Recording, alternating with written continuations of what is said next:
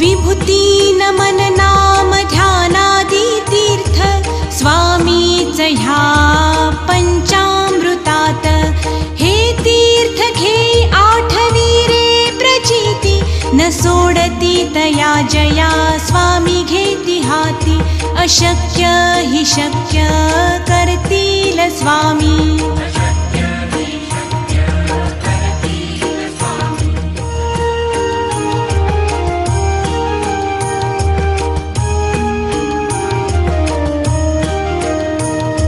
निशंक होई रे मना निर्भय होई रे मना प्रचंड स्वामी